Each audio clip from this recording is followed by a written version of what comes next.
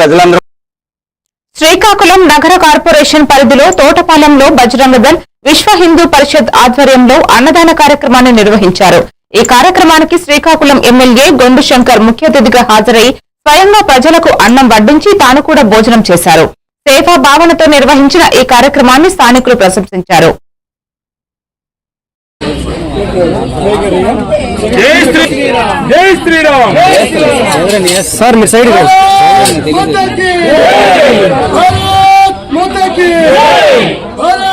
విశ్వ హిందూ పరిషత్ వారు ఈరోజు ఈ కార్యక్రమాన్ని ప్రారంభించడం అన్నవతరణ కార్యక్రమం ప్రతి మంగళవారం అక్కడ హనుమంత్ చాలీసా పారాయణం చేసి ప్రతి మంగళవారం ఈ కార్యక్రమం ఇలా ప్రారంభించడం జరిగింది.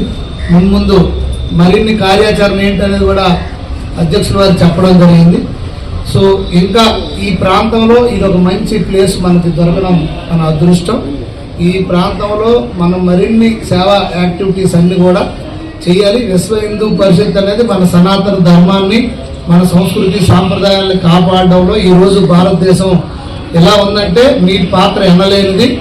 సో ఇంకా మరింత బాధ్యతాయుత పాత్ర పోషించి మరిన్ని సేవా కార్యక్రమాలు మీరు విస్తరించాలి.